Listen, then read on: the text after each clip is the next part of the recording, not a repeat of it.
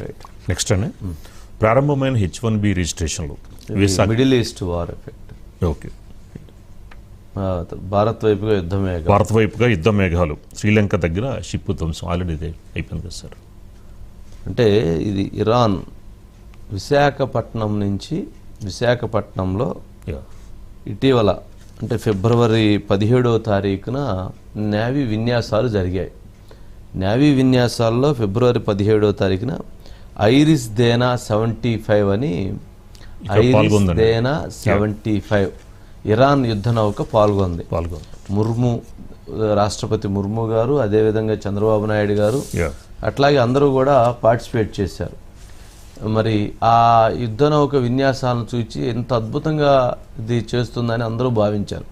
మరి అలాంటి యుద్ధ నౌక నేవీ విన్యాసాలు అది ముగించుకొని ఫిబ్రవరి 17వ తారీఖు తర్వాత ఇక్కడి నుంచి బయలుదేరి బంగాళాఖాతం హిందూ మహాసముద్రంలోకి వెళ్ళి అటు శ్రీలంక బార్డర్లో నుంచి ఇరాన్ వెళుతున్నటువంటి సమయంలో ఏదైతే అమెరికాకి చెందినటువంటి జలాంతర్గామి సబ్మెరైన్, జలాంతర్గామిగా ఉండేటువంటి సబ్మెరైన్ ఒక టార్గెట్ చేసి ఇరాన్ యుద్ధ నౌక అయినటువంటి ఐరిస్ దేనా 75ని బ్లాస్ట్ చేయటం జరిగింది. దాంతో అది అక్కడికక్కడే కకావికలం అవటం జరిగింది.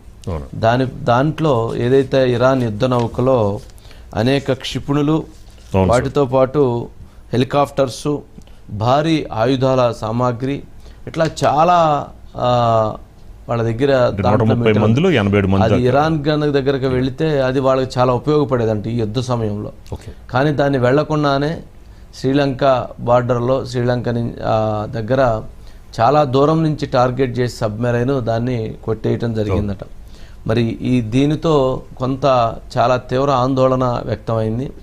అయితే ఇప్పుడు అందుతున్నటువంటి ఇంకొక బిగ్ బ్రేకింగ్ ఏంటంటే మరొక యుద్ధ నౌక, ఇరాన్కి చెందినటువంటి మరొక యుద్ధ నౌక శ్రీలంకకి రావటం, శ్రీలంక దగ్గర ప్లేస్మెంట్ కోసం రిక్వెస్ట్ చేస్తున్నారట. అలా గనక రిక్వెస్ట్ చేస్తే శ్రీలంక దగ్గర వాళ్ళు దాన్ని పార్క్ చేసుకోవటానికి ఇప్పటికే పర్మిషన్ అడిగారట. దానికి సంబంధించినటువంటి ఇంకా పర్మిషన్ ఇచ్చేటువంటి అంశంలో పరిశీలిస్తున్నారు. మొదట జరిగినటువంటి ఆ యుద్ధ నౌక బ్లాస్టింగ్లో 180 మంది ఉంటే అందుట్లో 87 మంది అక్కడికక్కడే చనిపోయారు.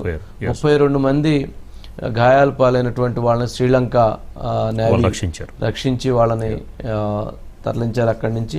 మిగిలినటువంటి వారు ఆచూకీ కనపడలేదు అనేటువంటిది కూడా చెప్తున్నారు. సరే, ఏదేమైనప్పటికీ ఈ జరిగినటువంటి ఇన్సిడెంట్ మాత్రం ఒక బిగ్ టార్గెట్గానే చూశారు.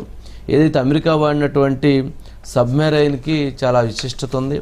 సబ్మెరైన్ ఎక్కడి నుంచి ఎక్కడి వరకైనా టార్గెట్ చేసి తను జలాంతర్గామిలో ఉన్నటువంటి వాటిని టార్గెట్ చేసి కొట్టగలదు. అవసరమైతే దిశను మార్చుకొని కొట్టగలదు.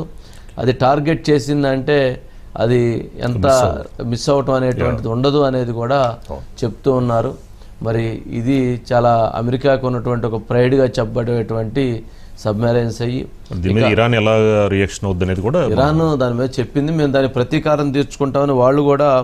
ఇది అమెరికాకు చెందినటువంటి ఒక ట్యాంకర్ని వాళ్ళు బ్లాస్ట్ చేశారు. బట్ దానివల్ల పెద్ద ఎఫెక్ట్ ఉండదు. కానీ ఇది జరిగినటువంటిది మాత్రం ఇరాన్కి నష్టంగా చూడాలి. Vijay sir, good evening sir. Good evening. ఖచ్చితంగా మీరు చెప్పినట్లుగా ఇరాన్కి ఇది ఒక పెద్ద నష్టంగానే చూడాల్సి ఉంటుంది. ఎందుకంటే ఇరాన్ ఒక మంచి యుద్ధ వాతావరణంలో ఇప్పటికే చిన్న చిన్న డ్రోన్స్ను ప్రయోగిస్తూ ఇతర దేశాలపైన, అంటే అమెరికా పైన, ఇజ్రాయెల్ పైన ప్రతీకాన్ని తీర్చుకుంటోంది.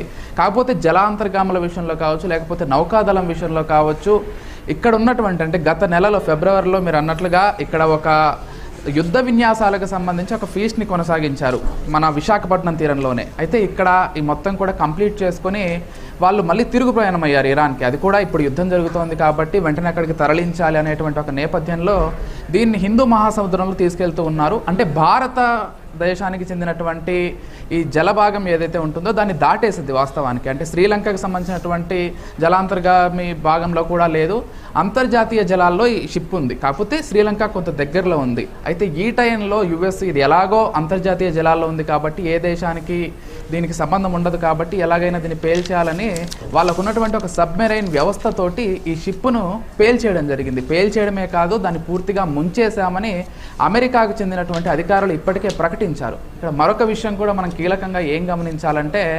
భారతదేశానికి సంబంధించి ఇప్పటికే దౌత్యపరంగా మనకు ఇజ్రాయెల్ తోటి చాలా చక్కటి సంబంధాలు ఉన్నాయి. దాంతోపాటుగా ఇరాన్తో కూడా మనం కొంతవరకు బాగానే ఉంటాం. మరి ఈ నేపథ్యంలో ఇరాన్కి సంబంధించినటువంటి ఒక షిప్ మన ఆతిథ్యానికి వచ్చి ఇక్కడ నుంచి బయలుదేరి వెళ్ళి పేలిపోవడంతో, అది కూడా హిందూ మహాసముద్రంలో మన జలభాగానికి దగ్గరలోనే పేలిపోవడంతో కొంత కన్ఫ్యూజన్ అయితే నెలకొంది. ఎందుకంటే ఇప్పటికే అమెరికా వేరే దేశాలను యుద్ధంలోకి ఎలాగైనా దించాలనేటువంటి ఒక తాపత్రయంతో ఉందని అంతర్జాతీయంగా ఒక చర్చ జరుగుతోంది.